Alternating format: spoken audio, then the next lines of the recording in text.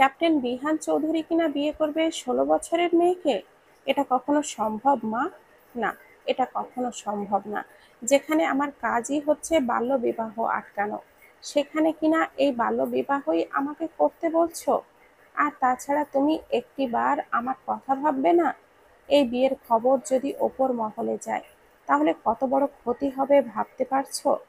আমার এতদিনের গড়া ইমেজ, রেপুটেশন সব নষ্ট হয়ে যাবে।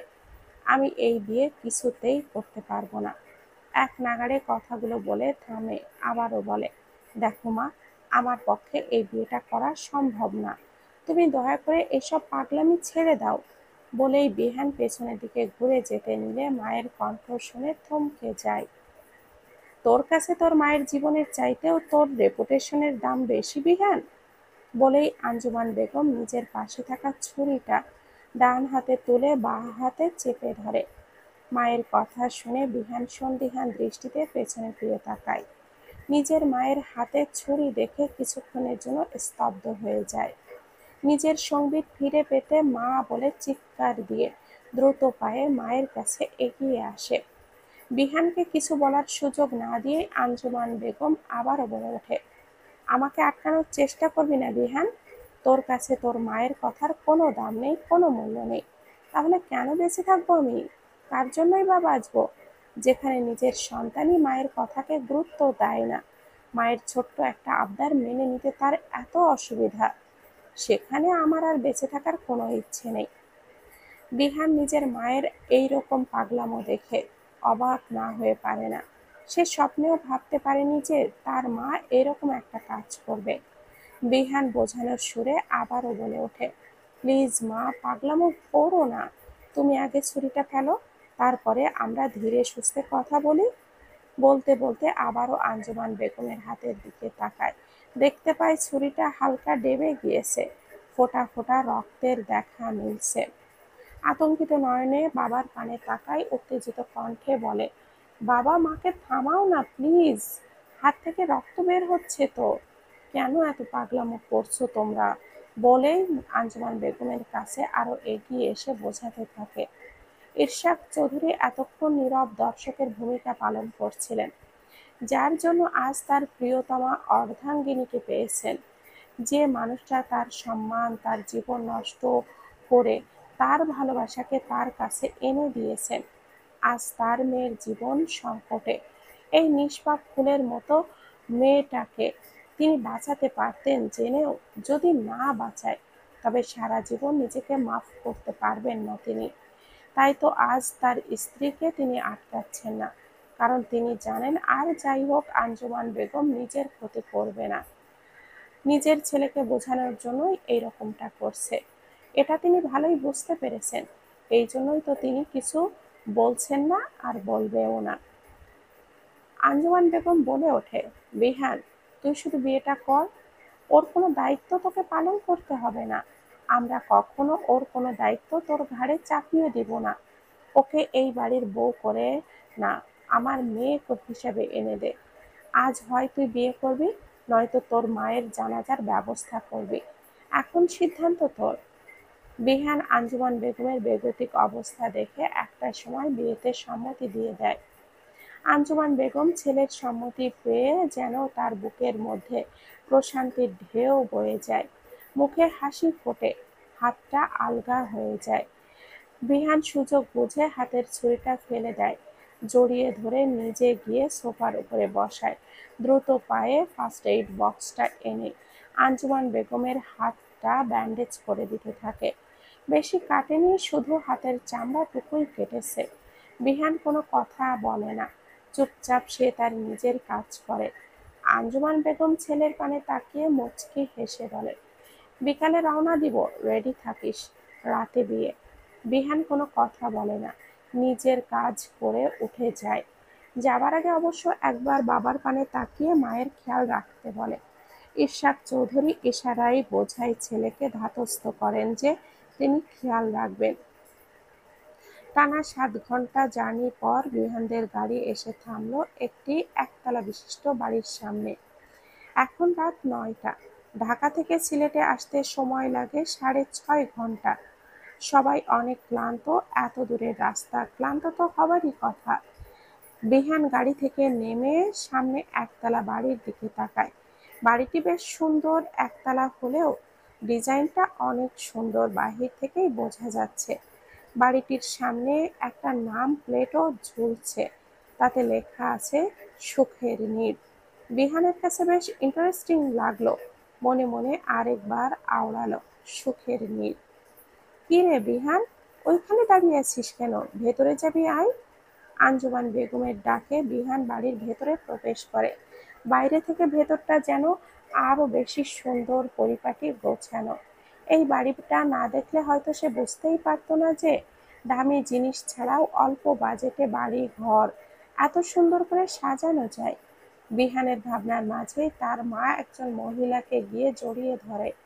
বিহান বুঝতে পারে না যে মহিলাটিকে, হয়তো চেনা জানা কেউ হবে, নয়তো এইভাবে গিয়ে জড়িয়ে ধরতো না। আবার তার বাবাও হেসে হেসে কথা বলছে। তার বাবা মার কথা শুনে যতটুকু বুঝতে পারলো, এইটা ওই মেয়ের মা। আর সে কথা না বললে কেমনটা দেখায়, তাই সেও সৌজন্যতা বজায় রাখতে এগিয়ে গিয়ে মহিলাটির উদ্দেশ্যে সালাম দেয়। আসসালামু আলাইকুম আন্টি। ওয়ালাইকুম আসসালাম বাবা, কেমন আছো? আলহামদুলিল্লাহ আন্টি, আপনি কেমন আছেন? আলহামদুলিল্লাহ বাবা, ভালো। আচ্ছা, তোমরা কি বসবে নাকি দাঁড়িয়েই কথা বলবে? আর আঞ্জু, তোর কি সব বুদ্ধি শুদ্ধি লোপ পেয়েছে? ছেলেটা এই প্রথম এই বাড়িতে আসলো, আর তোরা কিনা ছেলেটাকে এইভাবে দাঁড়িয়ে করে রেখেছিস। আগে বসবি, চল, পরে কথা হবে। আসো বাবা, আগে বসো। বিহান বেশ অবাক হলো, তার মাকে আঞ্জু বলে শুধু তার বাবাই ডাকে। জন্মের পর থেকে এই নাম তার বাবা ব্যতীত অন্য কারোর মুখ থেকে সে শোনেনি। আচ্ছা, তার মা কি এই মহিলার সাথে পূর্ব পরিচিত? হতেই পারে। তা না হলে এই কি এত কিছু ঘটা করে নিজের মৃত্যুর ভয় দেখিয়ে তার ছেলেকে বিয়ে করাতে আসতো? আরিফা বেগম বলে ওঠে, অনেক দূর থেকে এসেছো, তোমরা আগে ফ্রেশ হয়ে কিছু খাবে, তারপর বাকি কথা। ইশাক চৌধুরী বলে ওঠেন, এটা কি বলছো তুমি আরিফা? আমার মেয়েকে ছাড়া আমি খাবার খাবো? কখনো না। আগে শুভ কাজের জন্য এসেছি, সেটা সম্পূর্ণ হোক, তারপর না হয় তোমার মেয়েকে নিজের মেয়েই সম্পূর্ণ অধিকার দিয়ে সঙ্গে নিয়েই খাবার খাবো। আরিফা বেগম অনেক জোর করলেন যে আগে ফ্রেশ হয়ে খাবার খেয়ে তারপর এইসব করা যাবে, কিন্তু এরশাদ চৌধুরী আর আঞ্জুমান বেগম যেন মানতেই নারাজ। তাদের একটাই কথা, যে আগে বিয়ে পড়ানো হবে, তারপর খাওয়া দাওয়া করবে। কাজী তো সাথেই আছে, সমস্যা কি? তাদের কাছে হার মেনে আগেই বিয়েটা পড়ানো হয়। বিহান একটা জিনিস খুব সূক্ষ্মভাবে পরখ করেছে। সাধারণত বিয়ে পড়ানোর সময় বাবার পরিচয়ে মেয়েকে স্থাপনা করা হয়, কিন্তু তাদের বিয়েতে আরিফা বেগমের পরিচয়ে তার মেয়েকেই উপস্থাপন করা হয়েছে, যেটা খুবই চোখে পড়ার মতো মনে হয়েছে বিহানের। হবারই তো কথা, ইসলামিক শরীয়তে বাবার পরিচয় মেয়ের বিয়ে হয়, সেখানে অন্য কিছু ঘটলে তো কিছু চোখে পড়বেই। আর তাছাড়া এই বাড়িতে বলতে গেলে তো কেউ নেই, শুধু আরিফা বেগম, তার একমাত্র ছেলে আরিশ আহমেদ, আর তার একমাত্র মেয়ে আরশি বিনতে আইয়াশা। এই তিনজনকে ছাড়া তেমন কাউকে তো চোখে পড়েনি। যদিও তার সদ্য বিবাহিত স্ত্রীকে এখনো দেখেনি, তারপরে আন্দাজে এটা মনে হলো বিহানের। আচ্ছা, এই মেয়েটির কি বাবা নেই? থাকলে তো দেখতে পেত, কই, দেখতে তো পেল না।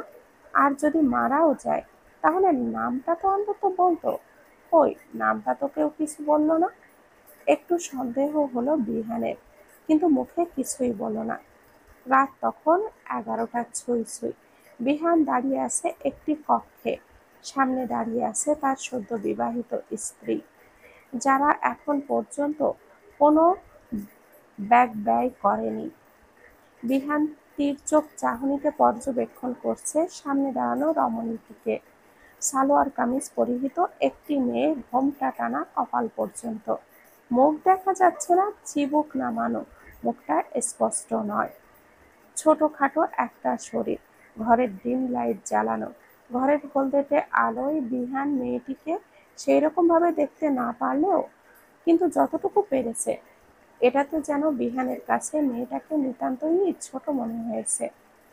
তার মা কি করে পারলো এরকম একটা বাচ্চা মেয়ের সাথে বিয়ে দিতে? আর মেয়েটির মায়েরই বা কেমন যে তার এত ছোট মেয়েকে বিয়ে দিয়ে দিল? বিহানের যেন রাগটা আরো বেড়ে গেল এই মেয়েকে দেখে। যদিও মেয়েটির মুখ স্পষ্ট নয়, কিন্তু শরীরের আকৃতিতে তো বোঝাই যাচ্ছে এইসব কিছু তার আর সহ্য হচ্ছে না।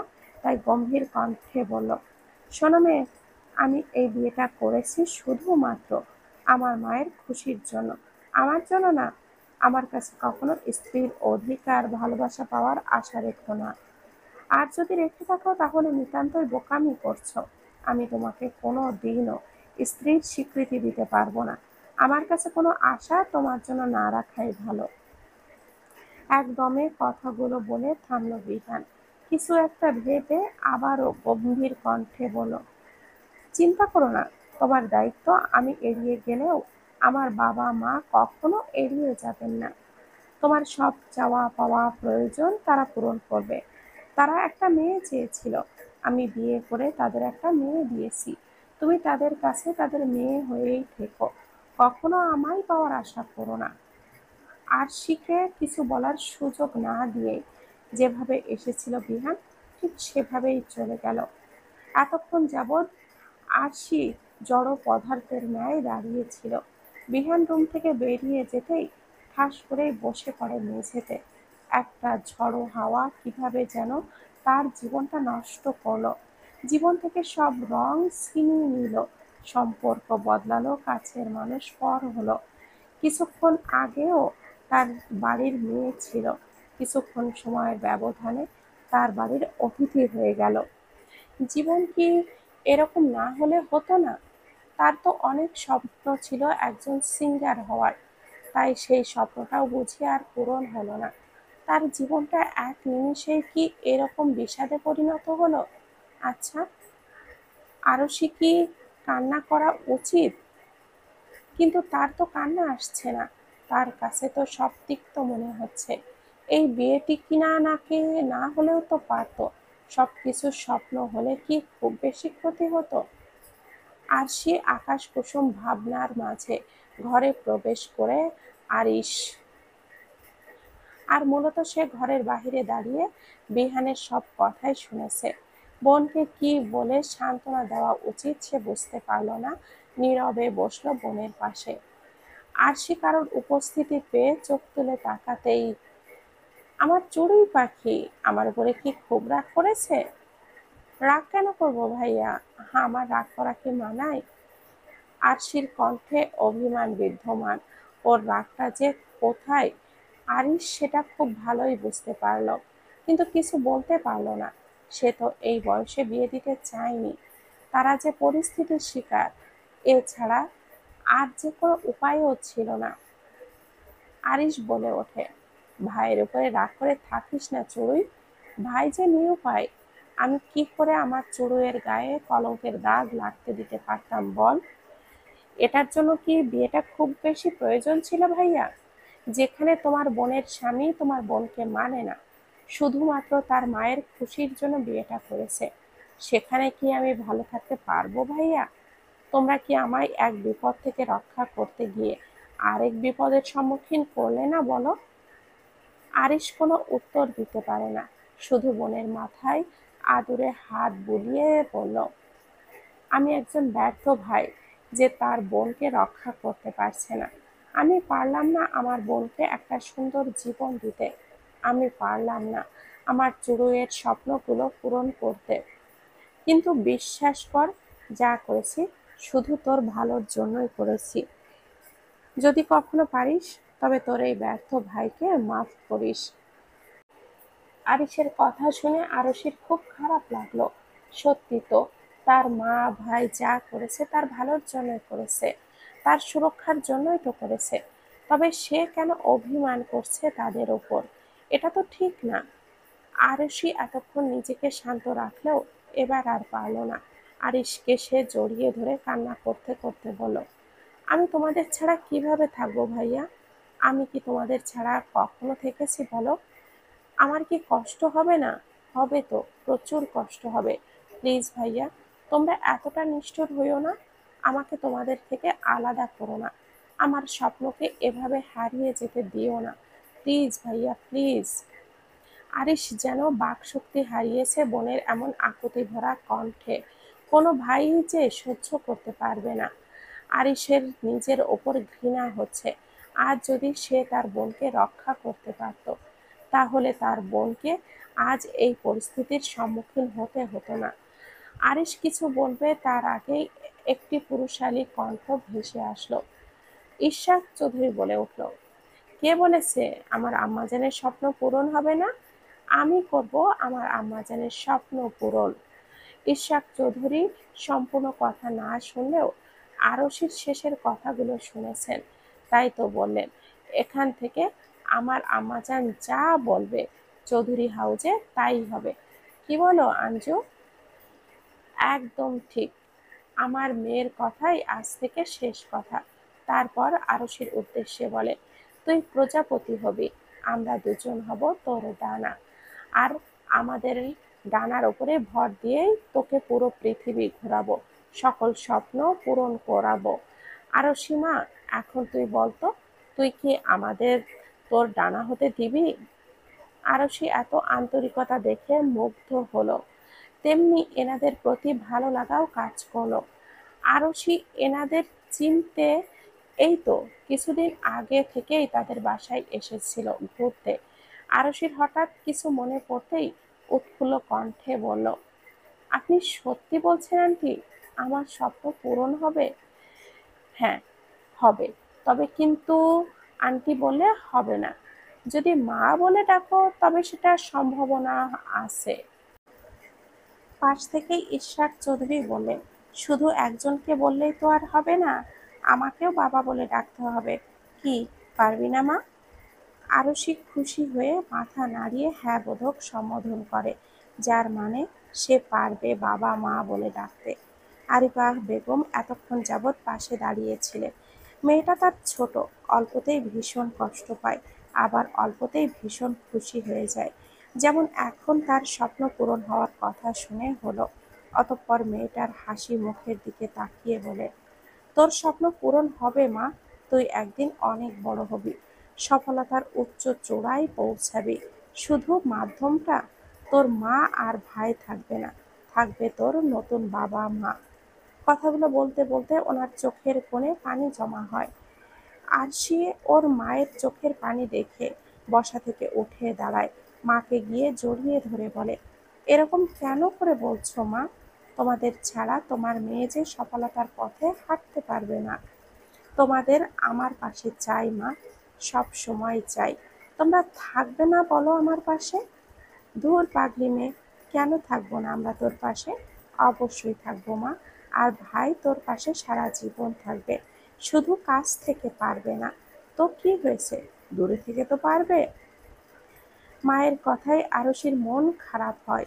অবাধ্য পানিরা আবারও চোখে এসে ভিড় করে। শুধু মনে হয় সে কি এতই দূরে চলে যাচ্ছে যে তার মা ভাই পাশে থাকতে পারবে না।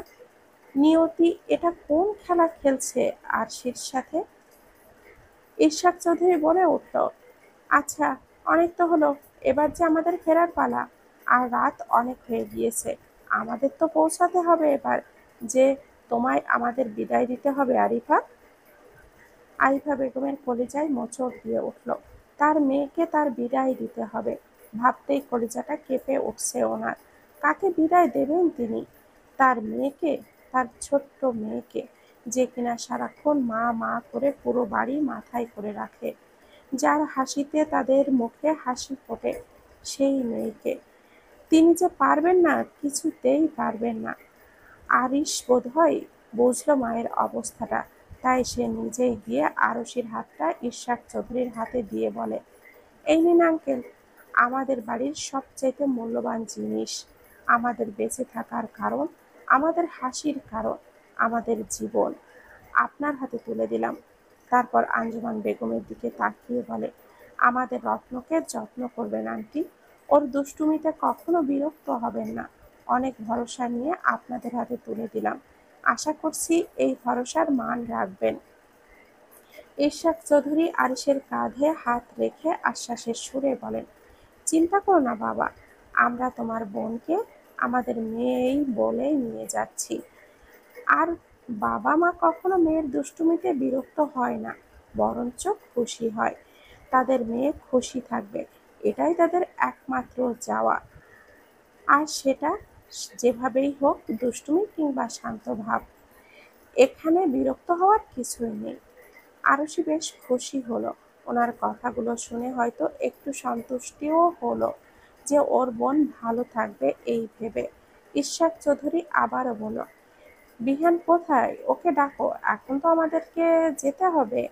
ঠিক তখনই আঞ্জুমান বেগমের ফোনে একটা ভয়েস মেসেজ আসে। তিনি ফোনটা হাতে নিয়ে একটু দূরে সরে যান শোনার জন্য। ভয়েস মেসেজ অন করতেই কথাগুলো শুনে তিনি যেন স্তব্ধ হয়ে যান। দেখো মা, তুমি মেয়ে চেয়েছিলে, আমি বিয়ে করে তোমার মেয়ে দিয়ে দিয়ে এলাম। তুমি আমায় চাওনি, তাই আমি তোমাদের থেকে দূরে গেলাম। তুমি বলেছিলে ওই মেয়ের মধ্যে তোমার ভালো থাকা লুকিয়ে আছে, তাই তোমার ভালো থাকা তোমায় দিয়ে গেলাম। আমি আর ফিরবো না তোমাদের কাছে। আমাকে তোমরা ভুলে যেও, তোমরা আমাকে খুঁজো না, কারণ আমি আর ফিরবো না। জানো তো, যে নিজে থেকে হারিয়ে যায় তাকে কখনো ফিরে পাওয়া যায় না। আমাকে না খুঁজে তোমরা নিজেদের মতো করে ভালো থাকো, কাউকে ভালো রেখো। এতটুকু হয়েই ভয়েস মেসেজটা শেষ হয়ে যায়। আঞ্জুমান বেগমের মাথায় যেন আকাশ ভেঙে পড়ল। কোন ধর্ম সংকটে পড়লেন তিনি? একদিকে বোনরূপী বান্ধবী, যে কিনা তার ভালোবাসার মানুষের কাছে তাকে পৌঁছাতে গিয়ে নিজে কলঙ্ক মেখেছে, নিজের জীবন শেষ করে দিয়েছেন। আর একদিকে নিজের জন্ম দেওয়া সন্তান। কোন দিকে যাবেন তিনি? আজ থেকে ২৭ বছর আগের কাহিনী। দিনটি ছিল শুক্রবার। আঞ্জুমান বেগম ঘুম থেকে উঠে শোনে আজ তার বিয়ে, তাও এমন এক মানুষের সাথে যে কিনা ছিল একজন লম্পট চরিত্রহীন আর এক পশুরূপী মানুষ সে। এইসব কারণে তিনি বিয়েটা করতে চায়নি বলে বিয়ে না করার অবশ্য আরও একটা কারণ ছিল। তিনি ভালোবাসতেন ইশরাক চৌধুরীকে। তিনি এই বিয়েটা কিছুতেই করতেন না। আর না, এই বিয়েটা আটকানোর কোনো অবস্থা ছিল। কারণ ২ দিন আগেই আঞ্জুমান বেগম আর ইশরাক চৌধুরীর প্রেমের কথা তার পরিবার জানতে পারে। মূলত এই কারণেই একদিনের মধ্যেই বিয়ে ঠিক করেন তার বাবা মোরসালিন শিকদার। অর্থবিত্ত পরিবারের একমাত্র কন্যা সন্তান ছিলেন আঞ্জুমান বেগম। অন্যদিকে ইশরাক চৌধুরী ছিলেন মধ্যবিত্ত পরিবারের এক সন্তান। মোরসালিন শিকদার নিজের আদরের মেয়েকে কিছুতেই এইরকম মধ্যবিত্ত পরিবারে দিতে রাজি ছিলেন না। শুধু তিনি, কোনো কোনো বাবা হয়তো চাইতেন না তার রাজকন্যা কোনো মধ্যবিত্ত পরিবারে যাক। অবশ্যই তিনি চাইবেন তার রাজকন্যাকে তিনি তার এমনভাবে এতদিন রেখেছেন, তার স্বামীও যেন তাকে সেভাবেই রাখে। কিন্তু আঞ্জুমান বেগম নিজের বাবার সাথে একমত হতে পারেনি। তার কাছে টাকা ম্যাটার করে না, ভালোবাসাটাই আসল ছিল। তিনি খুব ভালো করেই জানতেন তার বাবা কিছুতেই এই ভালোবাসা মেনে নেবেন না। ওই জন্যই তো একদিনের মধ্যে ছেলের কোনো খোঁজ খবর না নিয়ে শুধু টাকা দেখে বিয়ে দেওয়ার সিদ্ধান্ত নিয়েছেন তার বাবা। কিন্তু আঞ্জুমান বেগম টাকার কাছে তার ভালোবাসাকে হেরে যেতে দেবে না, তাই রাজিও নন। দরকার পড়লে জীবন দেবেন, তাও এই বিয়ে করবেন না। যেই ভাবা সেই কাজ। আঞ্জুমান বেগম গলায় ফাঁস দেওয়ার চেষ্টা করেন, তখনই ঘরে প্রবেশ করে আরিফা বেগম। নিজের প্রাণপ্রিয় বান্ধবীকে এই অবস্থায় দেখে স্তব্ধ হয়ে যান। এখন ওনার কি করা উচিত উনি বুঝতে না পেরে আঞ্জুমান বেগমকে বাঁচানোর জন্য ওনাকে কথা দিয়ে বসেন যে কোনো পরিস্থিতিতেই তাকে তার ভালোবাসার কাছে পৌঁছে দিবে। সেই দিনই উনি ওনার কথা রেখেছিলেন। তাকে তার ভালোবাসাকে পাইয়ে দিতে গিয়ে নিজের জীবনের মস্ত বড় ক্ষতি করে বসেন। ওই দিন আঞ্জুমান বেগম বাড়ি থেকে পালিয়ে আসার পর ওনাকে বাড়িতে না পেয়ে বরপক্ষ অনেক ঝামেলা করে। একটা সময় জানাজানি হয় যে আরিফা বেগম আঞ্জুমান বেগমকে পালিয়ে যেতে সাহায্য করেছে। আর এটা জানার পর গালিব মাহতাব মানে বর প্রতিশোধ ও রাগের বশে জোর জবরদস্তিতে আরিফা বেগমকে বিয়ে করে। আরিফা বেগমের বিয়ের কথা ওনার পরিবারকে জানালে ওনারা দ্বিমত করেন না, কারণ তারা ছিলেন মধ্যবিত্ত পরিবারের। ওনার বাবাও ভেবেছিল মেয়ে হয়তো তার সুখী হবে, এর জন্য রাজি হয়। কিন্তু গালিব মাহতাবের আসল রূপ তো দেখানো শুরু করে বিয়ের পরের দিন থেকে। মিথ্যা দুর্নাম রটিয়ে দেন তার বউ সতী নয়, অসতী নারী। সবাই এটাকেই বিশ্বাসও করেছিল, কারণ আর যাই হোক স্বামী তো আর মিথ্যা বলবে না। আরিফা বেগমের বাবা ছিলেন খুবই ধার্মিক মানুষ। বিয়ের আগে শারীরিক সম্পর্ক ইসলামে এটা নিষিদ্ধ, আর সেই কাজ কিনা তারই মেয়ে করেছে, এটা তিনি মেনে নিতে পারেননি। অতিরিক্ত টেনশনের কারণে তিনি স্ট্রোক করে মারা যান, আর এই দায়ভার এসে পড়ে আরিফা বেগমের ওপর। তারপর থেকে আরিফা বেগমের পরিবার তার সাথে কোনরূপ সম্পর্ক রাখেনি, আর এটাই যেন কাল হয়ে দাঁড়িয়েছিল আরিফা বেগমের জীবনে। স্বামীর অমানবিক অত্যাচার তাকে সহ্য করতে হয় দিনের পর দিন। আঞ্জুমান বেগম আরিফা বেগমের সাথে যোগাযোগ করার অনেক চেষ্টা করে, কিন্তু পারে না। যোগাযোগের একটাই রাস্তা ছিল গ্রামে ফিরে যাওয়া, যেটা তিনি জীবনেও করবেন না, কারণ উনি খুব ভালো করেই জানে যদি ওই গ্রামে যান তাহলে তার বাবা তার স্বামীকে মেরে ফেলতে দুইবারও ভাববে না। নিজের স্বামীর প্রাণ সংশয়ের কারণ আর এই গ্রামে ফিরে যায়নি সে। ওনার বিয়ের বছর খানিকের মাথায় পেটে আসে বিহান। স্বামীর সন্তান নিয়ে তিনি একটাই রাস্তা ব্যস্ত হয়ে পড়েন যে পেছনে ফিরে তাকানোর আর সুযোগ হয় না ওনার। ততদিনে ইশরাক চৌধুরীও নিজের একটা বিজনেস শুরু করে দিয়েছিলেন। অপরদিকে আরিফা বেগমের বিয়ের 2 বছরের মাথায় ওনার গর্ভে আসে আরুষ। আর উনি ভেবেছিলেন ছেলের মুখের দিকে তাকিয়ে হয়তো স্বামী একটু ভালো হবে, কিন্তু ওনাকে ভুল প্রমাণিত করে গালিব মাহতাব আরো হিংস্র হয়ে ওঠে। এইসব সহ্য করতে করতে তার কোলে আসে একটা মিষ্টি ফুটফুটে মেয়ে, আরশি বিনতে আইয়াশা। কিন্তু ভাগ্যের নির্মম পরিহাস, স্বামী তার মেয়ে পছন্দ করতেন না। এমন ফুটফুটে মুখ দেখেও তিনি গলে যাননি, বরঞ্চ মেরে ফেলার চেষ্টা করেছিলেন, যেটা মা হয়ে মেনে নেওয়া আরিফা বেগমের পক্ষে সম্ভব ছিল না। তাই তিনি তার ছেলে ও মেয়েকে নিয়ে বাড়ি থেকে পালিয়ে আসে, আর ঘুরে ফিরে পেছনে ফিরে তাকায়নি। একটা সরকারি স্কুলের শিক্ষকতা করে তার সন্তানকে তিনি মানুষ করছেন। এত বছর যাবৎ 2 বান্ধবীর কখনো যোগাযোগ হয়নি। অনাকাঙ্ক্ষিতভাবে কয়েকদিন আগেই তাদের দেখা হয়ে যায়। আঞ্জুমানা বেগমের প্রাণপ্রিয় বান্ধবীকে চিনতে একটুও সময় লাগেনি। উনি আরিফা বেগমের কাছে যাওয়ার আগে অযাচিতভাবে কিছু কথা ওনার কানে আসে। ওনার মেয়ে আরশিকে মেরে ফেলার হুমকি দিচ্ছেন আরিফা বেগমকে। মূলত চেয়ারম্যানের ছেলের নজর পড়েছে তার মেয়ের ওপর। বিয়ের প্রস্তাব পাঠিয়েছিল, কিন্তু আরিফা বেগম রাজি হয়নি। তিনি চাননি তার জীবনের মতো তার মেয়ের জীবন হোক, আর এটাই যেন তার কাল হয়ে দাঁড়ায়। তারপর থেকে আরশিকে যেখানে দেখে সেখানেই রাস্তায় আটকায়, তার মেয়ের ইজ্জত হরণের চেষ্টা চালায়, অ্যাসিড দিয়ে মুখ পুড়িয়ে দেওয়ার চেষ্টা করে, কিন্তু ভাগ্যক্রমে প্রতিবারই বেঁচে যায় মেয়েটা। এইসব কথা শোনার পর আঞ্জুমা বেগম ঠিক করেন যে তার ছেলের সাথেই বিয়ে দিয়ে আরশিকে এখান থেকে তিনি নিয়ে যাবেন। তার জন্য তার বান্ধবীর জীবন নষ্ট হয়েছে, কিন্তু তার মেয়ের জীবন তিনি কিছুতেই নষ্ট হতে দিবেন না।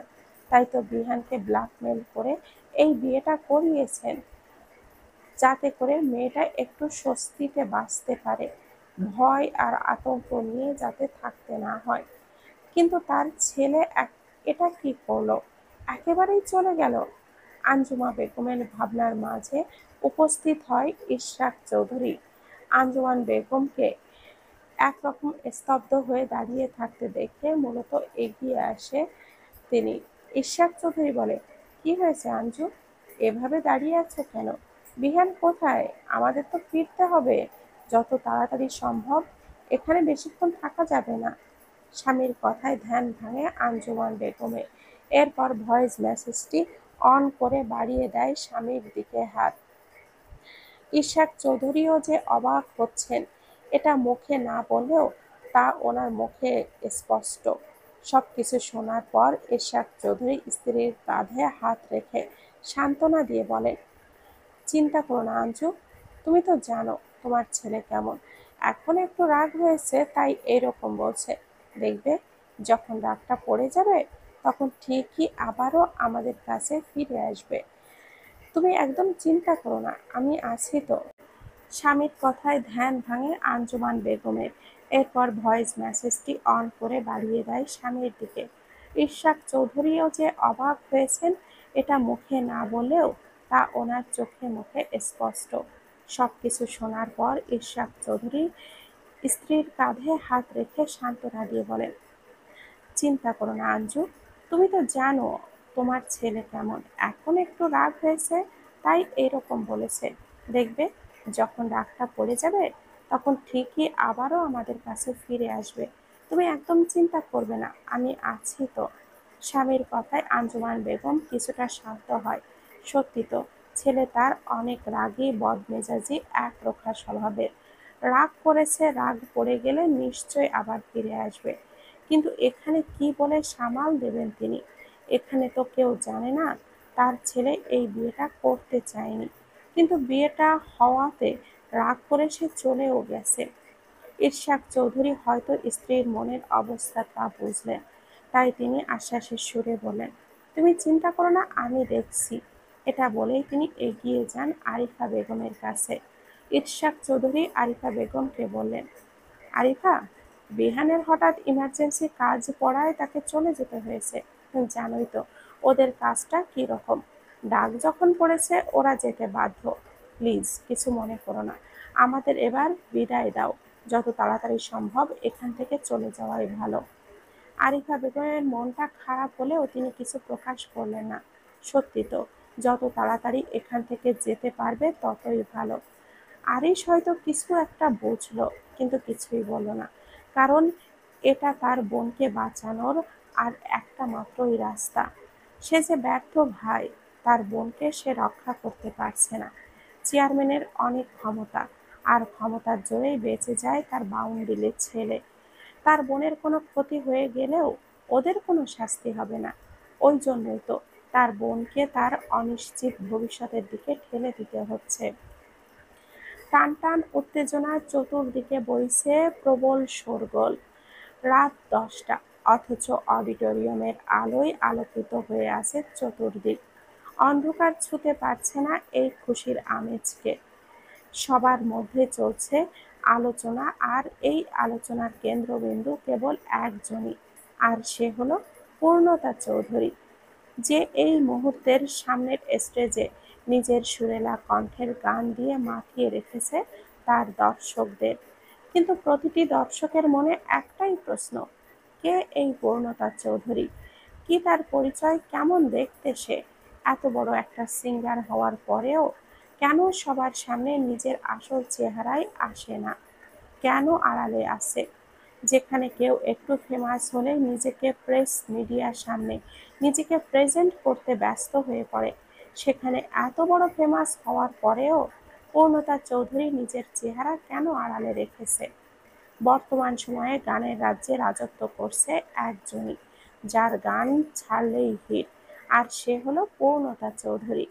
বিগত ১.৫ বছর ধরে গানের দুনিয়ায় আছে পূর্ণতা চৌধুরী। একের পর এক হিট গান উপহার দিয়ে এসেছে দর্শকদেরকে, কিন্তু কখনো তাদের সামনে আসেনি। এখনো পর্যন্ত কারো সৌভাগ্য হয়নি তাকে দেখার। হ্যাঁ, এই মুহূর্তে সে স্টেজে পারফর্ম করছে, কিন্তু তার পুরো শরীর কালো কাপড়ে আবৃত। পরনে রয়েছে তার কালো প্যান্ট, কালো গেঞ্জি, আর ওপরে কালো লেডিস জ্যাকেট।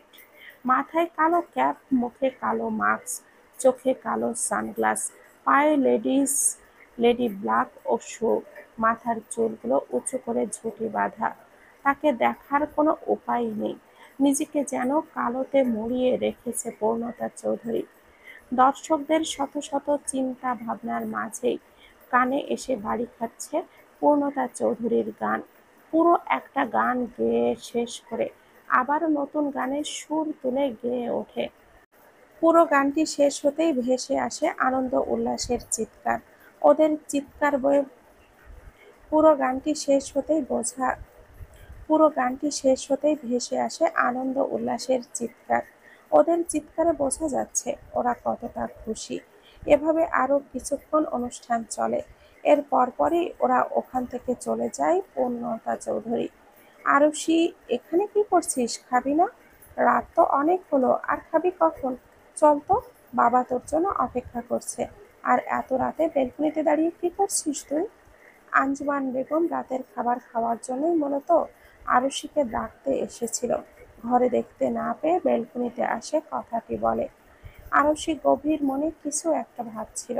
আঞ্জুমান বেগমের ডাকে ভাবনার জগৎ থেকে বেরিয়ে এসে পেছনে ফিরে তাকিয়ে বলে, কিছু না তো মামুনি, এমনি ভালো লাগছিল না তাই দাঁড়িয়ে আছি। মা, তোমরা এখনো ঘুমাওনি কেন? আমি তো বলেছি আমি পরে খেয়ে নেব। তোমরা খেয়ে ঘুমিয়ে পড়ো।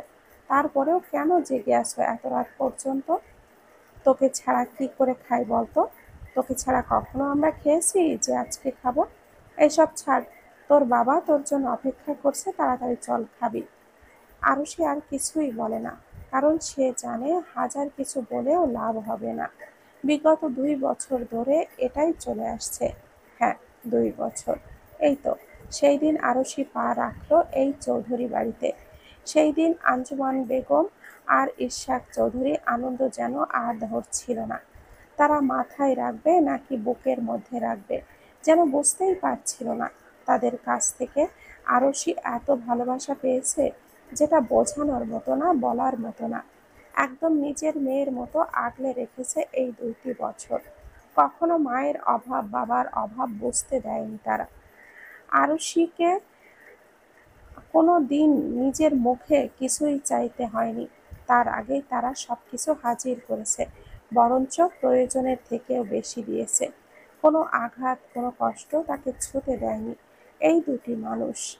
আর সে ভেবে পায় না, জন্ম না দিয়েও, কোনো রক্তের সম্পর্ক না থাকা সত্ত্বেও এতটা ভালো কি করে বাসতে পারে এই 2টি মানুষ। আরুষি তাদের ভালোবাসা দেখে অবাক হয়। নিজের মেয়েকে হয়তো কেউ এতটা ভালোবাসে না, এটা প্রাধান্য দেয় না যতটা ওনারা আরুষিকে দেয়।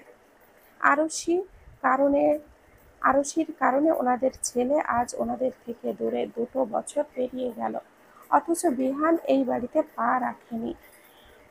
কথা বললেও সেটা নিয়মিত না, মাসে হয়তো 1 কি 2 বার, তাও বেশি কথা বলে না। ভালো মন্দ জিজ্ঞেস করে কেটে দেয়। অথচ এই 2টি মানুষ কখনো তাকে দোষারোপ করেনি যে তার জন্য আজ তাদের ছেলে এই বাড়িতে আসে না, তাদের সাথে কথা বলে না। উল্টো আরুষিকে তারা এমনভাবে রাখে যেন সেই এই বাড়ির জীবন। তাদের ভালো থাকা, খারাপ থাকা, তাদের হাসি খুশি আরুষির মধ্যেই বিরাজোগ করে। আঞ্জুমান বেগম বলে ওঠে, কি রে আরুষি, কি এত ভাবছিস? চল, রাত কয়টা বাজে খেয়াল আছে? 12টা বাজতে চললো। আর কত রাতে খাবি বলতো, তাড়াতাড়ি চল। আঞ্জুমান বেগমের কথায় ধ্যান ভাঙে আরুষির। এতক্ষণ সে যে ভাবনার মাঝে ডুবেছিল সেটা ভালোই বুঝতে পারল। এরপর আঞ্জুমান বেগমের পিছু পিছু চলল ডাইনিং এর উদ্দেশ্যে। আরুষিমা, তোর এখন আসার সময় হলো? এই বুড়ো বাপটার কথা একবারও চিন্তা করলি না? কখন থেকে তোর অপেক্ষায় বসে আছি। এই বাপের প্রতি একটুও মায়া কাজ করে না তোর? মা, ইশাক চৌধুরীর বলার ভঙ্গিমা দেখে আরুষি ফিক করে হেসে বলে ওঠে, তোমার প্রতি মায়া হলো বলেই তো খেতে আসলাম বাবা, নয়তো আমি আরো পরে খেতাম, বুঝেছ? হ্যাঁ, সেই তো, পরে খাবে, আর অসুস্থ হয়ে পড়বে তখন আর কি হবে? আরুষি চেয়ারটা টেনে বসতে বসতে বলল, কি আর হবে, তোমরা সেবা করবে, আদর করবে, যত্ন করবে, আর আমি সুস্থ হয়ে যাব। আর কষ্টটা কার হবে শুনি? তোমাদের আদর, যত্ন, ভালোবাসা পাওয়ার জন্য আমার অসুস্থ হতে কোনো আপত্তি নেই। কেন রে, আমরা কি তোকে ভালোবাসি না যে তোকে অসুস্থ হয়ে আমাদের ভালোবাসা নিতে হবে? আরুষি বলে উঠল, বাসো তো, কিন্তু তখন আর এখনকার মতো বকা দাও না। আঞ্জুমান বেগম আবারও বলে ওঠেন, এটা তুই বলতে পারলি আরশি? আমি তোকে বকা দেই? আরশি এক লোকমা ভাত মুখে পুরে চিবোতে চিবোতে বলে, বকা দাও না বলছো? আঞ্জুমান বেগম একটু রাগের ভঙ্গিমা নিয়েই বলে ওঠে, বকা দেই বেশ করি, তোকে বকা দেওয়াই উচিত। তুই আমার একটা কথাও শুনিস না, যা বলি তার উল্টোটা করে বসে থাকিস। তো বকা দিব না তো কি করব বল? ইশাক চৌধুরী বলে ওঠে, আহা আঞ্জু, কি হচ্ছে কি? অযথা মেয়েটার সাথে কেন লাগছো? শান্তিতে একটু খেতে দিবে না নাকি মেয়েটাকে? হ্যাঁ, সেই তো, সব দোষ এখন আমার, বলেই আঞ্জুমান বেগম গাল ফুলিয়ে বসে পড়ে। আঞ্জুমান বেগমের কাণ্ডে বাবা মেয়ে দুজনেই হেসে ওঠে। ওদের দুজনের হাসি দেখে আঞ্জুমান বেগমও হেসে ফেলে। এটা আজ নতুন না, এটা রোজকার কাণ্ড। এদের তিনজনের কথাবার্তা হাসি ঠাট্টার মধ্য দিয়েই খাওয়া দাওয়া শেষ হয়। সবাই যখন উঠে যাবে তখন কলিং বেল বেজে ওঠে। এ সময় আবার কে আসলো? আঞ্জুমান বেগম বলে ওঠেন, দাঁড়াও, আমি দেখছি, বলেই তিনি এগিয়ে যান দরজার দিকে। আরশি বাড়ির কোনো গার্ড এসেছে ভেবে অতটাও মাথা ঘামায় না। প্রয়োজনে তারা তো আসেই, এটা নিয়ে এত ভাববার আর কি আছে?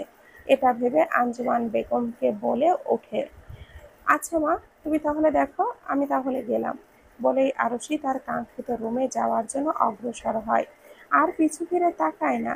তাকালে হয়তো আঞ্জুমান বেগমের থমকে যাওয়া চেহারাটা দেখতে পেত। বিহান, আমার বিহান! আঞ্জুমান বেগম এতদিন পর অনাকাঙ্ক্ষিতভাবে নিজের ছেলেকে দেখে যেন বাকরুদ্ধ হয়ে যান। নিজের চোখকে তিনি বিশ্বাস করতে পারছেন না। এটা কি সত্যি তার ছেলে দাঁড়িয়ে আছে, নাকি কোনো হ্যালুসিনেশন হচ্ছে? তিনি বুঝতে পারছেন না। এতদিন কাল যার অপেক্ষায় প্রহর গুনেছে, আজ সে তার সামনে দাঁড়িয়ে। তার যেন বিশ্বাসই হচ্ছে না। নিজের অজান্তেই ওনার চোখ দিয়ে অজস্র অশ্রু ঝরিয়ে পড়ে। ক্ষণকাল স্থান ভুলে শুধু তার ছেলেকে দেখে যাচ্ছেন। এখন তার কি প্রতিক্রিয়া করা উচিত তিনি বুঝতে পারছেন না। পাথর বনে শুধু নীরবে অশ্রু বিসর্জন দিয়ে যাচ্ছেন। বিহান নিজের মায়ের মনোভাব বুঝতে পেরে মুচকি হেসে সেই এগিয়ে এসে মাকে জড়িয়ে ধরে বলে, মা, ও মা, কান্না করছো কেন? আমি তো এসে গেছি, বলেই আঞ্জুমান বেগমের চোখের পানি মুছে দেয়। এত বছর পর ছেলের মুখে মা ডাক শুনে যেমন মরুভূমির বুকে এক পশলা বৃষ্টির শীতলতা এনে দেয়, ঠিক তেমনি ছেলের মুখে এতগুলো দিন পর মা ডাক শুনে আঞ্জুমান বেগমের মরুভূমিতে নাই বুকের শীতলতা এনে দিয়েছে। এতক্ষণ নীরবে কান্না করলে ও এই কান্না এখন যেন আর নীরব রইল না। তিনিও ছেলেকে জাপটে জড়িয়ে ধরে ডুকরে কেঁদে উঠে বলে, এতদিন কি করে মায়ের থেকে দূরে থাকলি বাবা? একবারও কি এই মায়ের কথা মনে পড়েনি? সামান্য একটা কারণে মাকে এত বড় শাস্তি কেন দিলি? বলতে বলতে আঞ্জুমান বেগম আবারও কান্নায় ভেঙে পড়ে। বিহান মাকে আরেকটু শক্ত করে জড়িয়ে ধরে কপালে ঠোঁট ছোঁয়। এরপর আদুরে সুরে বলে, এখন তো এসে গেছি, এখন অন্তত কান্না থামাও। প্রিটি লেডি, আর কোথাও যাব না তোমাদের ছেড়ে, প্রমিস করছি। দেখো প্লিজ, কান্না থামাও প্রিটি লেডি। তোমার কান্না করলে কিন্তু একদমই ভালো দেখায় না। প্রিটি লেডি থেকে তখন পেতনি লেডি হয়ে যাও, বলেই মুচকি হাসে বিহান। ছেলের হাসি দেখে আঞ্জুমান বেগম যেন তেলে বেগুনে জ্বলে উঠে বলে, শান্তিতে একটু কান্নাও করতে দিবি না? বেয়াদব ছেলে, এতদিন মায়ের থেকে দূরে থেকে এখন মশকরা করছিস? ফাজিল ছেলে কোথাকার! আঞ্জুমান বেগমের কথার মাঝে ইশাক চৌধুরী বলে ওঠে, ছেলে কি ওখানেই দাঁড় করিয়ে রাখবে নাকি ভেতরেও আসতে দিবে? বাবার কথায় বিহান পাশ ফিরে তাকায়। বাবাকে নীরবভাবে দাঁড়িয়ে থাকতে দেখে সেই শিশুসুলভভাবে সালাম দেয়, আসসালামু আলাইকুম বাবা। ওয়ালাইকুম আসসালাম। তিনি সালামের জবাব দিয়ে বলেন, দূরে থেকে এসেছো, ফ্রেশ হয়ে খাওয়া দাওয়া করো, করে রেস্ট নাও। বলেই তিনি ওনার ঘরের দিকে যেতে নেয়। কিন্তু বিহানের কোথায় যেন থেমে যায়। কেমন আছো বাবা? যেমন তুমি রেখেছো। ইশাক চৌধুরীর উত্তরে আঞ্জুমান বেগম অসন্তুষ্ট হয়ে বলে, ছেলেটা এতদিন পরে আসলো, একটু ভালো করে কথা বলতে পারো না? এরকম ভাবে কথা বলার কি আছে? বলে আরো কিছু বলতে যাবে, কিন্তু বিহান মাকে ইশারায় থামিয়ে দেয়। বিহান ভালোই বুঝতে পারছে বাবা তার উপর কতটা অসন্তুষ্ট। এর অবশ্য কারণও আছে, তাই বিহান আর কিছুই বলে না। বিহান, ভেতরে চল, আগে ফ্রেশ হয়ে খেয়ে নে বাবা। বলেই তিনি বিহানকে নিয়ে ভেতরে যান। এরপর বিহানকে ফ্রেশ হতে পাঠিয়ে দিয়ে তিনি খাবার গরম করতে চলে যান। ওনারা অনেকক্ষণ খাবার খেয়েছেন, নিশ্চয় এতক্ষণ সব ঠান্ডা হয়ে গেছে। যতই হোক ছেলে এতদিন পর আসছে, ঠান্ডা খাবার তো আর দিতে পারেন না। ইশরাক চৌধুরী এখনো ঠায় ওখানেই দাঁড়িয়ে আছেন। এতদিন পর ছেলেকে দেখে তিনিও খুশিতে আত্মহারা হয়েছেন, কিন্তু নিজের খুশিটাকে প্রকাশ করতে পারেনি। একটা অদৃশ্য বাধায় তা আটকে পড়ে আছে। তার চোখেও পানি এসেছে, কিন্তু ওই যে একটা প্রবাদ বাক্য আছে না, ছেলেদের কখনো কান্না করতে নেই। এছাড়া আরও হয়তো কোনো কারণ আছে, যার কারণে ইশরাক চৌধুরী নিজেকে এরকম কঠোর করে রেখেছেন। বিহান নিজের ঘরে গিয়ে অবাক নয়নে ঘরের প্রতিটি জায়গা অবলোকন করছে। ঠিক সে যেমনভাবে রেখে গিয়েছিল সেভাবেই আছে। কোথাও একটুও ময়লার ছোঁয়া নেই। পুরো ঘর ঝকঝকে তকতকে, দেখে মনে হচ্ছে প্রত্যেক দিনই বোধহয় পরিষ্কার করা হয়। ঘরটি পর্যবেক্ষণ করেই বোঝা যাচ্ছে ঘরের প্রতিটা জিনিস কত যত্ন করে রাখা হয়েছে। নিশ্চয় তার মা এটা করেছে। বিহান আর কিছু না ভেবে ওয়াশরুমে গিয়ে ফ্রেশ হয়ে সোজা ডাইনিং রুমে যায়, যেখানে তার মা তার জন্য যত্ন সহকারে খাবার রেডি করেছে। আঞ্জুমান বেগম কিছুটা দ্বিধা নিয়ে বলে, বিহান, আমি তো জানতাম না যে তুই আজকে আসবি বাবা। জানলে আমি তোর সব পছন্দের খাবার রান্না করে রাখতাম। কিন্তু এখন তো। বিহান মায়ের দ্বিধা বুঝতে পেরে মুচকি হেসে বলে, এতটা সংকোচ বোধ করার কিছুই নেই মা। তুমি তো জানোই তোমার ছেলের সব খাবারই আমার ফেভারিট। আর তাহলে এতটা সংকোচ কেন করছো? এরপর তারা দেখিয়ে বলে, মা, তাড়াতাড়ি খাবার দাও। আর আমার কিন্তু অনেক ক্ষুধা পেয়েছে। তোমার হাতের খাবার দেখে ক্ষুধাটা যেন আরো তরতর করে বাড়ছে। ছেলের কথায় মুচকি হেসে আঞ্জুমান বেগম নিজের হাতে ছেলেকে খাইয়ে দিতে লাগলেন। মা ছেলে মিলে কি কি যেন কথা বলছে আর হাসছে। ইশরাক চৌধুরী দূর থেকে এই মিষ্টি মুহূর্তগুলো তিনিও দেখে মুচকি হেসে ঘরে চলে যান ঘুমানোর উদ্দেশ্যে। আজকে তিনি টেনশনে মুক্ত, প্রশান্তির একটা ঘুম দিবে। ছেলের চিন্তায় কত রাত যে তিনি নির্ঘুম কাটিয়েছেন, এটা শুধুমাত্র তিনিই জানেন। আর্মিতে থাকার সুবাদে বিহানের সকালে ওঠার অভ্যাস হয়ে গিয়েছে। যত রাত করেই ঘুমাক না কেন, তার সময় হয়ে এলে সে ঠিক জেগে যায়। সকাল ৬টা, বিহান বেরিয়েছিল জগিংয়ের উদ্দেশ্যে। আর ঠিক তখনই তার কানে এসে বাড়ি খায় একটা মিষ্টি সুরেলা কণ্ঠ। মধুমালতী ডাকে আয়, ফুল ফাগুনের এই খেলায় মধুমালতী ডাকে আয়, ফুল ফাগুনের এই খেলায়। বিহান কণ্ঠের উৎস খোঁজার জন্য এদিকে ওদিকে তাকায়। তখনও তার কানে আসছে সেই একই সুরেলা কণ্ঠের পরবর্তী লাইন, জ্যোতিকামিনীর কত কথা, জ্যোতিকামিনীর কত কথা, গোপনে বলে মন লয়, আর মধুমালতী ডাকে আয়। এদিকে ওদিকে কাউকে কোথাও না দেখতে পেয়ে যখন তাকে খোঁজার জন্য পা বাড়াবে, ঠিক তখনই কণ্ঠের মালিক থেমে যায়। বিহান হতাশ হয়ে কাউকে দেখতে না পেয়ে অতঃপর পা বাড়ায় তার নিজের উদ্দেশ্যে। সকাল 10টা, বিহান জগিং থেকে ফিরে এসে ফ্রেশ হয়ে একদম রেডি হয়ে নিচে নেমে আসে ব্রেকফাস্ট করার জন্য। ওখানে আগে থেকে আঞ্জুমান বেগম আর ইশরাক চৌধুরী বসেছিলেন। Good morning. ইশরাক চৌধুরী আর আঞ্জুমান বেগম কিছু একটা নিয়ে কথা বলছিলেন। বিহানের কথায় পাশ ফিরে তাকিয়ে তারাও মিষ্টি হেসে একসঙ্গে বলে, গুড মর্নিং। এরপর বিহানে একটা চেয়ার টেনে বসে পড়ে। আঞ্জুমান বেগম উঠে এসে খাবার বেড়ে দেয়। যে যার মনে খাবার খাচ্ছে, কারোর মুখে কোনো কথা নেই।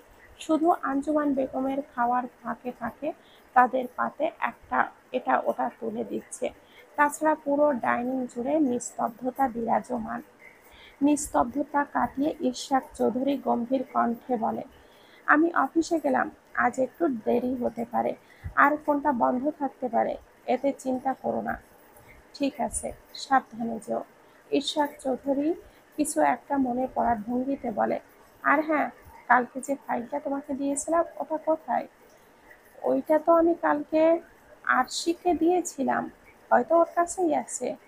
আরশি নামটা শোনা মাত্রই বিহান চট করে মাথা তুলে তাকায় মায়ের দিকে। অনাকাঙ্ক্ষিতভাবে কাঙ্ক্ষিত মানুষের কথা শুনে একটু বাকি হয়ে যায় যেন, অবাকই হয়ে যায় যেন বিহান। এরপর মনে মনে ভাবে, আরশি মানে তার বিয়ে করে ফেলে যাওয়া বউ এখনো এখানেই আছে। সে তো ভেবেছিল এতদিনে হয়তো চলে গেছে। চলে যাওয়াটাই তো স্বাভাবিক। কোনো মেয়ে স্বামীর থেকে এরকম অস্বীকৃতির কথা শুনে কেউই বা থাকবে? তাহলে ওই মেয়ে কেন এখনো এখানে আছে? হাজারো প্রশ্ন ঘুরতে থাকে বিহানের মনে। মায়ের কথায় বিহান ভাবনার জগৎ থেকে বেরিয়ে আসে। দাঁড়াও, আমি দিচ্ছি বলে তিনি উঠতে নিলে ইরশাদ চৌধুরী থামিয়ে দেয়। তুমি খাবার খাও, তোমাকে উঠতে হবে না, আমি নিজেই নিয়ে নিচ্ছি। ঠিক আছে, যাও তাহলে। আরশি ঘরেই আছে, গেলেই দিয়ে দিবে। আর সে বাসায় কেন? কলেজে যায়নি আজ? না, আজকে কলেজে যাবে না, বলল কি যেন একটা কাজ আছে তাই। ও, ঠিক আছে বলেই তিনি এগিয়ে যান আরশির ঘরের দিকে, আর পেছনে ফেলে যায় তার অবাকের অষ্টম আশ্চর্যে পৌঁছে যাওয়া ছেলেকে। রাত 12টা। আঞ্জুমান বেগম পুরো ড্রয়িং রুম জুড়ে পায়চারি করছে, আর কাকে যেন বারবার ফোন করছে। চোখে মুখে চিন্তার ছাপ স্পষ্ট। উনি যে অনেক ভয়ে আছে এটা ওনাকে দেখে যে কেউ বলতে পারবে। বিহান বাড়িতে প্রবেশ করে মাকে একরকম চিন্তিত আর ভয়ার্ত মুখে পায়চারি করতে দেখে প্রশ্ন করে, কি হয়েছে মা? তোমাকে এরকম ভয়ার্ত আর চিন্তিত কেন দেখাচ্ছে? আঞ্জুমা বেগম মুখে কৃত্রিম হাসি ফোটানোর চেষ্টা করে বলে, কই কিছু না তো, কি হবে? কিছুই হয়নি। ডিনার করবি তো? যা, গিয়ে ফ্রেশ হয়ে আয়, আমি খাবার বেড়ে দিচ্ছি। বিহানের মনে সন্দেহ জাগে, কিছু তো একটা হয়েছে, কিন্তু তার মা তাকে বলতে চাচ্ছে না। বিহান কিছু একটা ভেবে আর কিছু না বলে রুমের দিকে হাঁটা ধরে। হয়তো তার বাবাকে নিয়ে চিন্তা করছে তার মা, হয়তো এত রাতে এই বাড়িতে না ফেরার কারণে। এদিকে আঞ্জুমান বেগম ডাইনিং টেবিলে খাবার রেডি করতে করতে বারবার ফোনের দিকে তাকায়, যে কাঙ্ক্ষিত নাম্বার থেকে ফোন আসবে কিনা। কিন্তু বরাবরই তিনি হতাশ হচ্ছে, কোনো ফোন কল আসছে না। চিন্তায় তার মাথা ফেটে যাওয়ার উপক্রম। কোনো কাজই ঠিকভাবে করতে পারছেন না, একটা করতে গিয়ে আরেকটা ঘেটে ফেলছেন। বিহান ফ্রেশ হয়ে ডাইনিংয়ে এসে একটা চেয়ার টেনে বসে পড়ে। আঞ্জুমান বেগম তাড়াহুড়ো করে বিহানকে খাবার বেড়ে দিয়ে চলে যায় অন্য পাশে। বিহানের মায়ের এরকম অবস্থা দেখে মনের সন্দেহ আরেকটু গাঢ় হয়।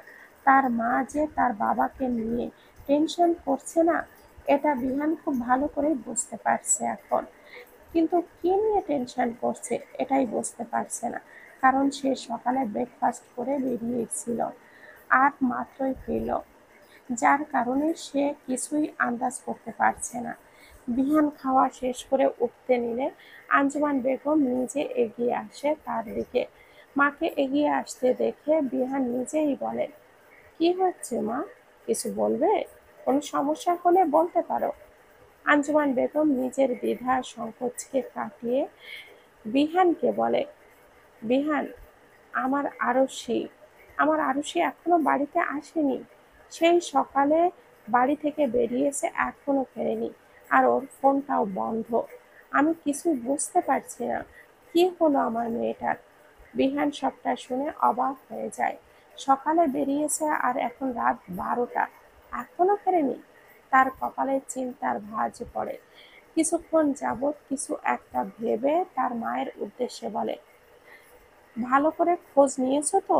ওর বন্ধুদেরকে ফোন করে দেখো, হয়তো কোনো বন্ধুর বাসায় গিয়েছে, কিন্তু কোনো সমস্যার জন্য বলতে পারেনি তোমায় হয়তো, এমনটা তো হতেই পারে। বিহানের কোথায় আঞ্জুমান বেগম যেন তাড়াহুড়ো করে বলেন, না না বিহান, ও কোনো বন্ধুর বাসায় যায়নি। ওর তো কোনো বন্ধু বান্ধবী নেই। ওর একটা বান্ধবী, সেও আমাদের পাশের ফ্ল্যাটেই থাকে। ওখানে গেলে নিশ্চয়ই আমাকে বলে যেত। বিহান কিছুটা গম্ভীর ও রাগান্বিত কণ্ঠে বলে, কোথায় গিয়েছে তোমার কমন সেন্সলেস মেয়ে? আর তার খবর না পেয়ে যে তোমাদের টেনশনে এরকম অবস্থা, সে খবর কি তোমাদের মেয়ের আছে? নিশ্চয়ই না। থাকলে অবশ্যই তোমাদের একটা খবর দিত যে সে কোথায় আছে। দেখ বিহান, যেটা জানিস না সেটা নিয়ে কথা বলিস না। আরশি মোটেও ওই রকম মেয়ে না। বয়স হিসাবে ও যথেষ্ট ম্যাচিওর। কখনো এতটা রাত করে বাড়িতে ফেরে না।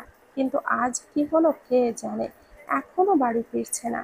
একটু থেমে অসহায় কণ্ঠে আবার বলে, আমি সব রকম চেষ্টা করছি, তুই একটু খুঁজে দেখ না বিহান। আজ তো তোর বাবাও বাড়িতে ফিরছে না, তুই একটু খোঁজ নে না, আমার মেয়েটা কোথায়। বিহান মায়ের অবস্থাটা বুঝতে পারে যে তার মা ওই মেয়েটার জন্য কতটা টেনশন করছে। আর এইদিকে দেখো, ওই কমনপ্লেক্স মেয়েটা কোনো খবরই নেই। এরপর তার মায়ের উদ্দেশ্যে বলে, আমি বাসায় আরো 1 ঘন্টা আগে আসছি, আর তুমি আমাকে এখন বলছো? আরো আগেও তো বলতে পারতে, তাহলে এতটা সময় নষ্ট হতো না। আমি কিছুই জানি না বেহান, তুই শুধু আমার মেয়েটাকে খুঁজে এনে দে, আমার আর কিছুই চাই না। বিহান কিছু বলতে যাবে তার আগে কোথা থেকে যেন ইশরাক চৌধুরী হন্তদন্ত পায়ে বাড়ির ভিতরে ঢোকেন। এসে স্ত্রীর উদ্দেশ্যে বলেন, চিন্তা করো না আঞ্জু, আরশি আধা ঘন্টার মধ্যে বাসায় ফিরবে। ও একটা কাজে আটকা পড়ে গিয়েছে, আর ওর ফোনে চার্জ ছিল না, তাই জানাতে পারেনি। আঞ্জুমান বেগম স্বামীর কথায় কিছুটা শান্ত হন, কিন্তু চিন্তামুক্ত হতে পারেন না। কারণ তার কানে খবর এসেছে চেয়ারম্যানের ছেলে আজ আসছে ঢাকায় আরশিকে খোঁজার জন্য। 2 বছরেও ছেলেটার পাগলামি একটুও কমেনি, বরঞ্চ যত দিন যাচ্ছে ততই বেড়ে যাচ্ছে। আরশিকে পাওয়ায় উন্মাদ পাগল হয়ে যাচ্ছে। আজ আরশিও বাহিরে কোনোভাবে যদি পেয়ে যায় তাহলে কি হবে, ভাবতেই ওনার গায়ে কাঁটা দিয়ে ওঠে।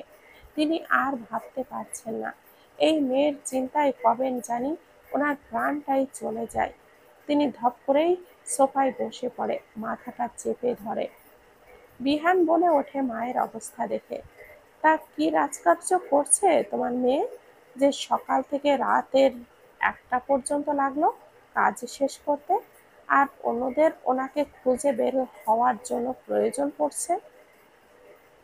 বিহানের কথায় ইশরাক চৌধুরী বলে, কি রাজকার্য করছে সেটা তোমার না জানলেও চলবে। আর বিহান, তোমায় কোথাও যেতে হবে না, আমাদের মেয়েকে আমরা নিজেই খুঁজে নিতে পারবো। তোমার অযথা কোনো ঝামেলায় জড়ানোর প্রয়োজন নেই। যেটা জানো না বা মানো না, সেটার খোঁজ করার কোনো প্রয়োজন নেই। বিহানের গম্ভীর মুখটা আরো গম্ভীর হয়। বিহান খুব ভালোই বুঝতে পারছে যে তার বাবা তাকে খোঁচা মেরে কথা বলল, কিন্তু কিছু না বলেই বিহান তার রুমের দিকে হাঁটা ধরে। বইয়েই গেছে তার ওই মেয়েটাকে খুঁজতে। নির্ঘাত তার মা এরকম টেনশন করছিল বলেই তো যাওয়ার জন্য রাজি হয়েছিল, নয়তো কোনোদিনও সে রাজি হতো না। ইশরাক চৌধুরী কথা মতো ঠিক আধা ঘন্টা পর আরশি বাড়িতে ফিরে এসেছে। আরশিকে বাড়িতে প্রবেশ করতে দেখে সাথে সাথে আঞ্জুমান বেগম দৌড়ে গিয়ে আরশিকে জড়িয়ে ধরে, পুরো মুখে অগণিত চুমু আঁকে আর বুকের মাঝে জড়িয়ে ধরে। তুই ঠিক আছিস তো মা? কোনো ক্ষতি হয়নি তো তোর? ওই ছেলেটা তোকে খুঁজে পায়নি তো? ও নাকি তোর কলেজে গিয়েছিল, কোনোভাবে তোকে দেখেনি তো?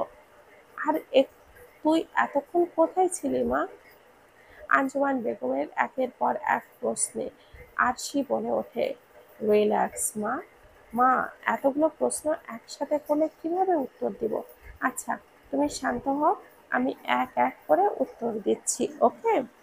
আরশি বলে ওঠে, যে কাজে গিয়েছিলাম ওটা হয়ে গিয়েছে, আর আমাকে কেউ দেখেনি। আমি একদম ঠিক আছি, আর ফোনে চার্জ ছিল না, ওই জন্য তোমাকে জানাতে পারিনি। এবার সব প্রশ্নের উত্তর পেয়ে গেছো? আঞ্জুমান বেগম বলে ওঠে। হ্যাঁ বুঝলাম, কিন্তু অন্য কারোর ফোন দিয়ে তো তো বলতে পারতি। আমার টেনশন হয় না বুঝি? জানিস, টেনশনে আমার জীবন যাই যাই অবস্থা হয়ে গিয়েছিল। এরপর আরশির কানে হাত দিয়ে আহ্লাদে কণ্ঠে বলে, আচ্ছা সরি বাবা, আর এমনটা হবে না। দেখো, প্রমিস করছি। থাক, আর সরি বলা লাগবে না। খাবি তো? যা, ফ্রেশ হয়ে আয়। না মা, খেয়ে আসছি, আর খাবো না। তোমরা খেয়ে নাও, আমি রুমে যাই। ইশাক চৌধুরী বলে ওঠে, আচ্ছা ঠিক আছে, যাও, গিয়ে ঘুমিয়ে পড়ো। বেশি রাত জেগো না, কাল কিন্তু কলেজ আছে। আরশি হেসে বলে, ঠিক আছে বাবা, তাড়াতাড়ি ঘুমিয়ে পড়বো, কালকে কলেজে যাব, ঠিক আছে? ইরশাদ চৌধুরী আরশির মাথায় আদুরে হাত বুলিয়ে বলে, ঠিক আছে, গুড নাইট। ইরশাদ চৌধুরী আর আঞ্জুমান বেগম একসঙ্গে বলে ওঠে, গুড নাইট মাই প্রিন্সেস। সকাল 7টা। বিহান দাঁড়িয়ে আছে তার বেলকনিতে, হাতে গরম ধোয়া ওঠা কফি, কানে ব্লুটুথ, হয়তো কারোর সাথে কথা বলছে। সব সময়ের মতো এখনো মুখটা গম্ভীর, দৃষ্টি এদিকে ওদিকে ঘোরাচ্ছে, আর কথা বলছে, মাঝে মাঝে ধোয়া ওঠা গরম কফির মগে চুমুক দিচ্ছে। এমন সময় তার দৃষ্টি আটকে যায় এক শুভ্র কন্যার ওপরে। পরনে সাদা গোল জামা, সাদা পায়জামা, আর সাদা ওড়না দিয়ে মাথাটা হালকা করে পেঁচানো। পাশে সাদা একটি বিড়াল বসে ক্যাট ফুড খাচ্ছে।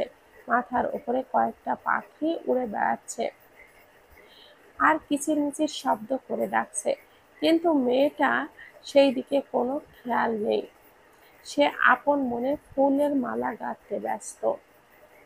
বিহানের এই মুহূর্তে দাঁড়িয়ে মেয়েটাকে একটা নাম দিতে ইচ্ছে করলো। সে আনমনে ধীর কণ্ঠে বলে, শুভ্রতায় মোড়ানো প্রাকৃতিক কন্যা শুভ্রতা। বিহান আনমনে আবারও 2বার ওই নামটা আওড়ায়, শুভ্রতা, শুভ্রতা। বিহানের নাম উচ্চারণের মাঝেই মেয়েটি হঠাৎ করে মুখে মিষ্টি হাসি নিয়ে পেছনে ফিরে তাকায়। মেয়েটি বিহানকে দেখতে পায় না, কারণ বিহান দোতলার বেলকনিতে আছে। কিন্তু বিহান মেয়েটিকে সম্পূর্ণরূপে দেখে ফেলল, আর সর্বনাশ বুঝি তখনই হলো। বিহান স্তব্ধ হয়ে তাকিয়ে থাকে শুভ্রতায় মোড়ানো শুভ্রতার ওপর। ডান হাত আপনা আপনি বুকের বাঁ পাশে নরম মাংসপিণ্ডের ওপরে চলে যায়, যেটা এখন বেগতিক হারে লাফালাফি করছে কোনো এক মানবীর জন্য। বেশ কয়েকবার আওড়ায়, মাশাল্লাহ মাশাল্লাহ মাশাল্লাহ। হঠাৎ করে বিহানের মনে একটাই প্রশ্ন জাগে, কে এই মেয়ে? আর এই বাড়িতে শুধু তার মা আর তার না মানা স্ত্রী, আর তাছাড়া একটা মেয়েও নেই। তবে কে এই মেয়েটা? তার জন্য তার না মানা বউটা আছে।